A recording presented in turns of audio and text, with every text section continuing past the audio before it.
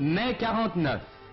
Parti de Toulon à bord du croiseur Georges Legge, qu'escorte le croiseur Gloire, le président Vincent Auriol, renouant une tradition ancienne, est parti saluer le plus français des domaines français d'outre-mer, l'Algérie.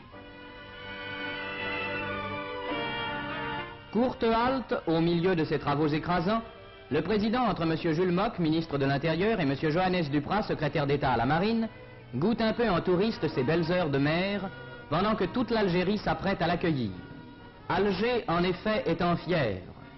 20 ans sont passés depuis qu'un président de la République, Gaston Doumergue, a posé le pied sur cette terre. 20 ans lourds d'événements tragiques, mais qui ont affirmé plus encore l'indissolubilité franco-algérienne. Murs et vitrines se chargent de tricolores, d'insignes et de portraits. Alger n'est plus seulement une ville, c'est le décor d'une fête nationale.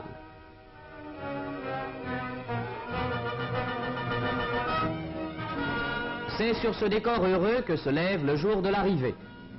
Depuis l'aurore, les quais se sont couverts d'une foule bigarrée, qui reste depuis des heures les regards tendus vers la mer.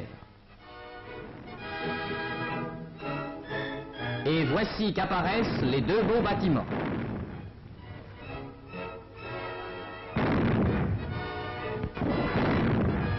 Le ministre Marcel Edmond Negelen, gouverneur général de l'Algérie, est aussitôt à bord, pendant que les salves se succèdent, pour saluer le premier magistrat de la République et le conduire à bord de la vedette amirale, à travers le port, jusqu'au quai de l'Amirauté où l'attendent les plus hautes personnalités d'Alger.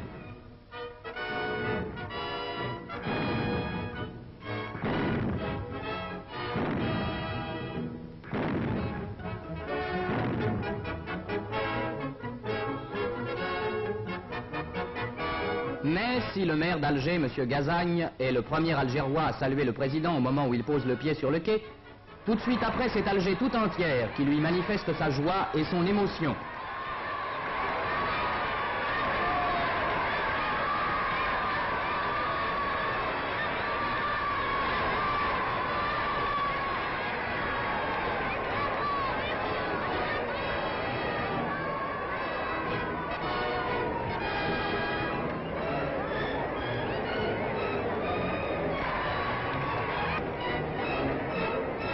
C'est encore au milieu des acclamations populaires que M. Vincent Auriol gravit les degrés qui mènent au grandiose monument aux morts, qui, face à la mer, dans un décor inoubliable, exalte le souvenir des hommes de cette terre morts pour la cause de la patrie.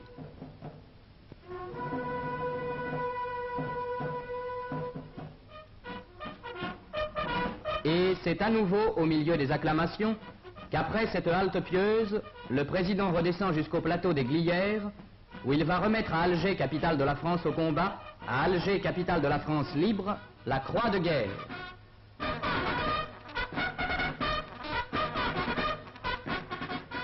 Pour son courage et sa vaillance, nous vous décernons, au nom de la République, la croix de guerre avec palme.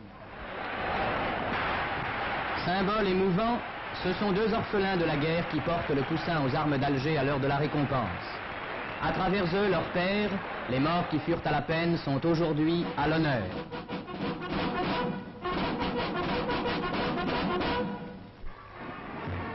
Et, salut des soldats à la récompense des soldats, l'armée défile.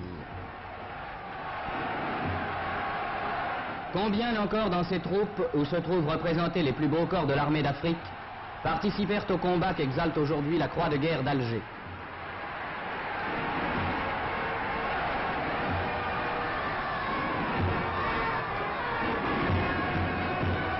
Parmi les zouaves, les tirailleurs, les spahis et les chasseurs qui défilent, certains encore peuvent se souvenir des heures tragiques où Alger tint sa place au rang des combattants.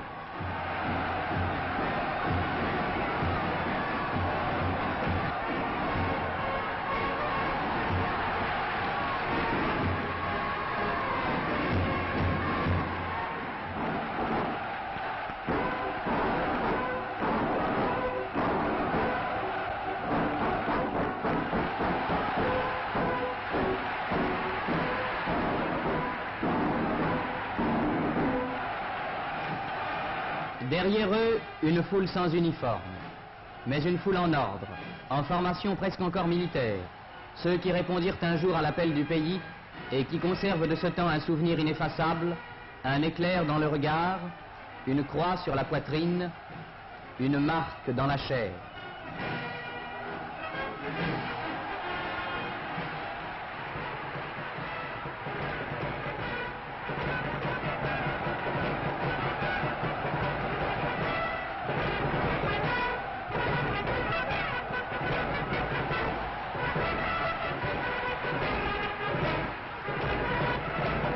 Et, précédé de sa rutilante escorte de spahis dont l'uniforme traditionnel éclate sous la lumière crue, le président se rend à l'ancienne mairie où il s'adressera à la foule algéroise et par-delà à toute l'Algérie.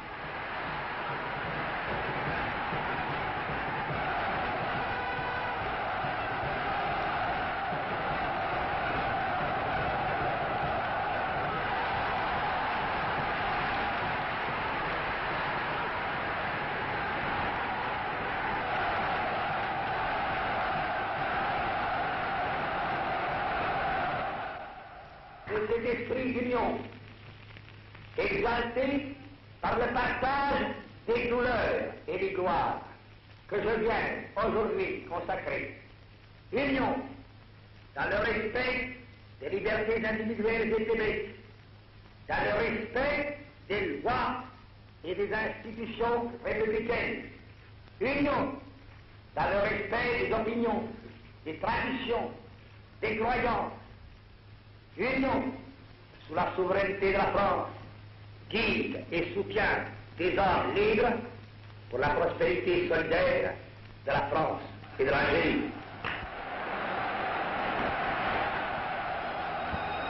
Plus tard, au palais d'été, le président que la population d'Alger a depuis le matin accaparé va pouvoir consacrer quelques instants à l'amitié qui l'unit au gouverneur général.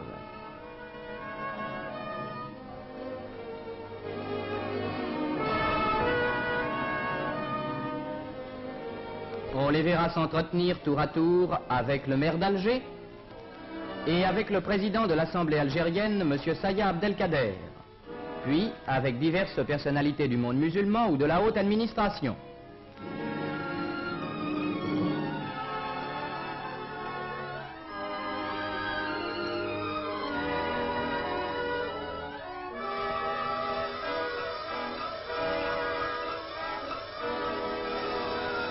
On les verra s'écarter un instant des groupes pour contempler le cirque extraordinaire de cette ville où le résistant Vincent Auriol vécut au cœur de la guerre 2 années de lutte et d'épreuves.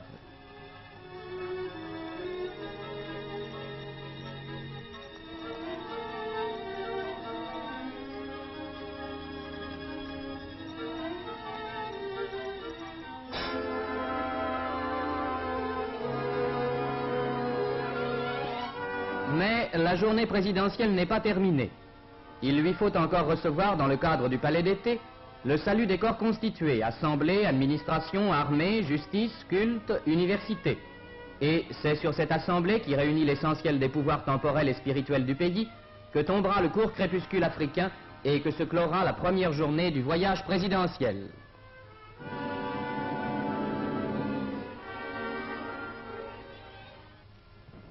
Le lendemain, de bon matin, l'éminent visiteur va connaître le port. On sait que le port d'Alger, le plus important de toute l'Afrique du Nord, est l'un des plus beaux témoignages de l'effort français.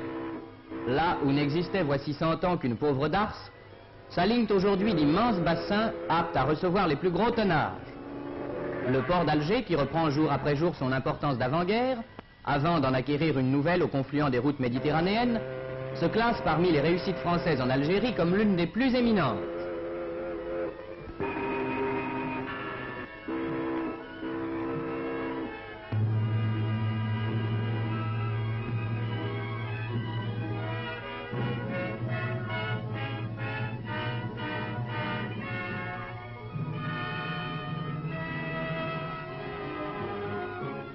Mais la visite du président à Alger ne serait pas complète si elle ne comportait un contact avec l'avenir.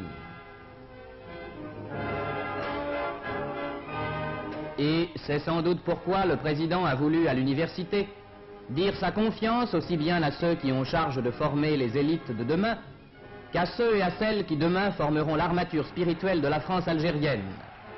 Et c'est peut-être devant ces jeunes visages que le président murmurera pour lui seul la phrase qu'il dira demain publiquement: « J'ai été bouleversé par l'accueil que m'a réservé Alger ».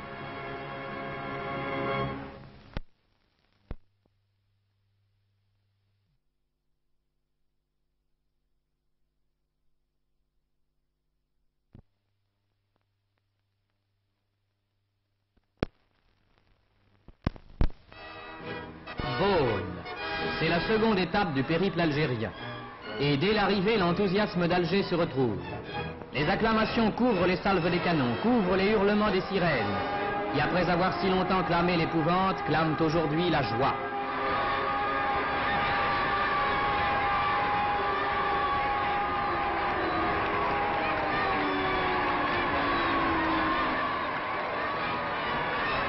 Et à l'entrée au stade, il semble que l'enthousiasme monte encore.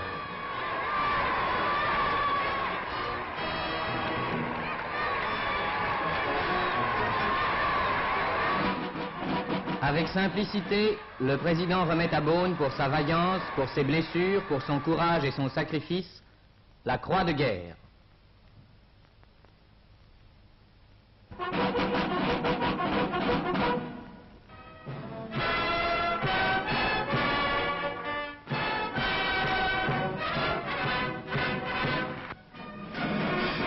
Détail émouvant, le président a remarqué tout près un mutilé des heures terribles.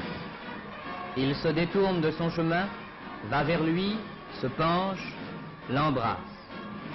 La caméra a pu saisir ce moment dont les mots sont impuissants à exprimer l'émotion, mais dont immédiatement toute l'assistance a compris le sens et la grandeur.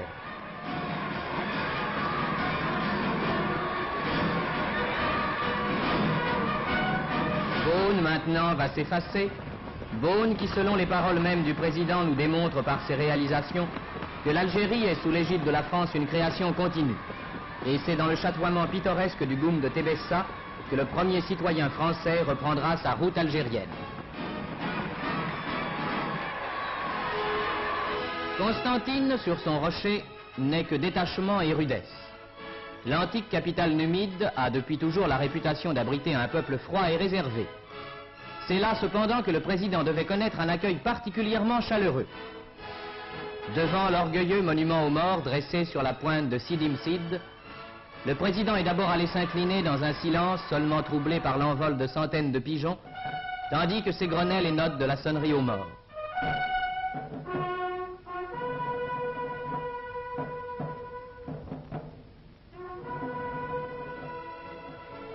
À pied maintenant, il suit les rues au milieu d'une foule dont l'enthousiasme ne cède ni à l'attente ni à l'ardeur d'un soleil brûlant.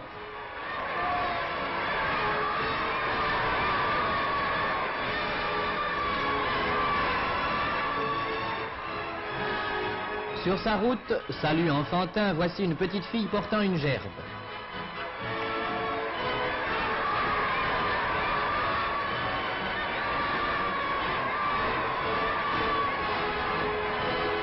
Voici autour d'elle les enfants de l'orphelinat. Et le président laisse alors parler son cœur de grand-père. Avec gentillesse, avec bonté, avec émotion, il s'arrête près d'eux. Il parle à ses tout-petits. Un peu plus, il va jouer avec eux.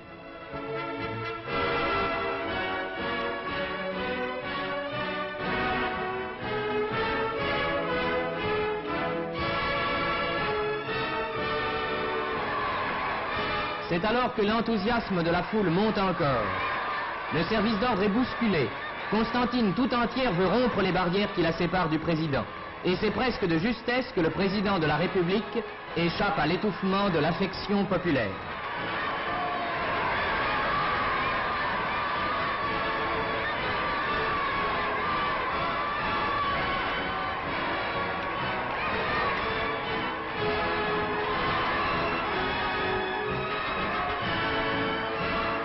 L'enthousiasme d'un peuple, l'émotion des enfants, Constantine a déjà donné tout cela.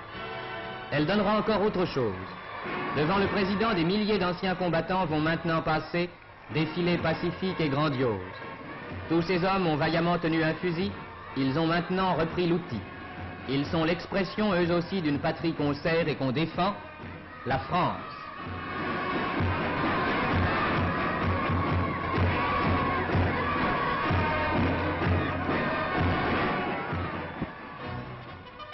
À l'ombre de Santa Cruz, les 300 000 habitants d'Oran attendaient le président depuis son arrivée sur le sol algérien. Et tout de suite, dès sa descente du train, Oran s'est libérée de cette somme d'enthousiasme qu'elle gardait enfermée depuis plusieurs jours.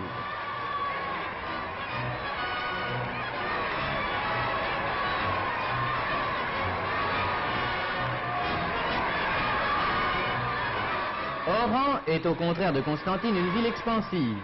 Et tout au long de ces rues qui le menaient de la gare à l'hôtel de ville, le président a pu le constater.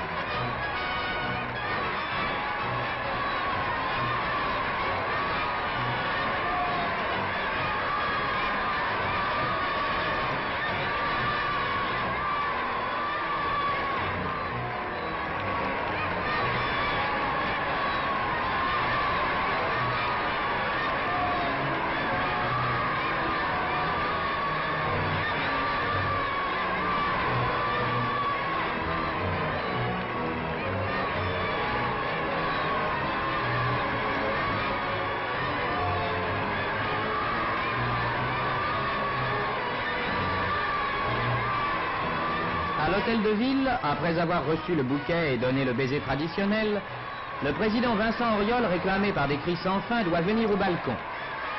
Une ovation formidable accueille son apparition.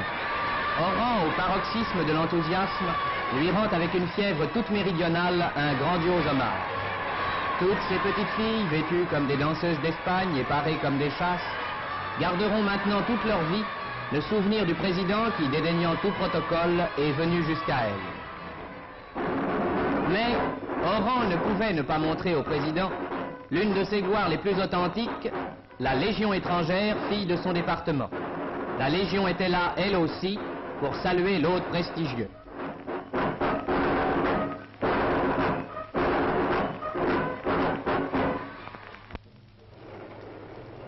D'Oran à Tlemcen, le train court entre les terres riches que les blés et les vignes nappent de jaune et de vert. Dans son wagon, entre le président de l'Assemblée algérienne et le gouverneur général, le président redit sa confiance dans l'essor d'une Algérie française qui, en 100 ans seulement, a déjà parcouru un si long chemin.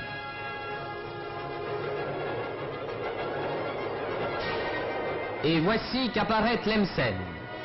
Tlemcen, que les Romains avaient baptisé Pomonia, les vergers, porte admirablement son nom. Tlemcen est le charme de l'Algérie.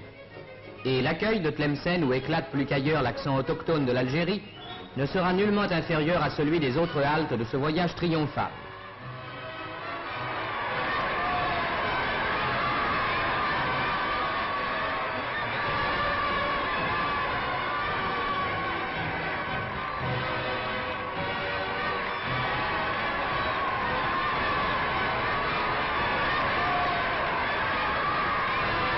Une forêt de haïques drapées où un soleil apparaît s'anime sur le passage présidentiel.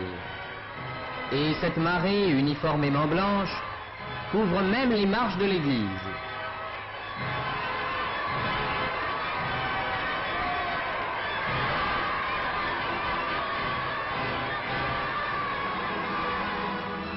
C'est au Grand Bassin que se jouera le dernier acte du voyage. C'est là que l'Algérie traditionnelle, l'Algérie d'il y a 100 ans, est fidèle au rendez-vous que lui donna le président de la République. Autour de cette immense cuvette rectangulaire, des foules pittoresques attendent depuis le matin. Et venus de toute la province sur leurs chevaux, fusils au poing, des centaines de cavaliers vont en signe d'hommage faire assister leurs prestigieux visiteurs à la plus endiablée des fantasias. Dernier salut, dernier voyage.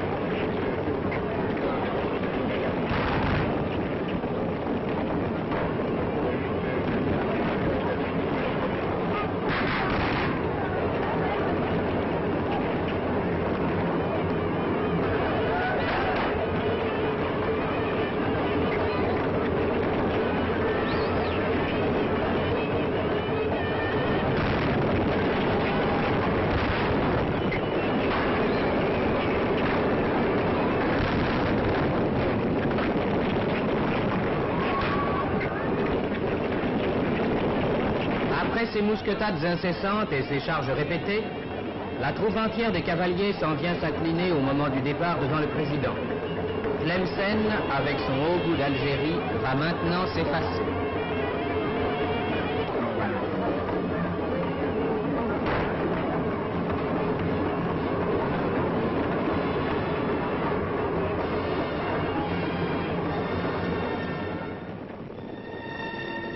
C'est Oran maintenant encore. Le départ.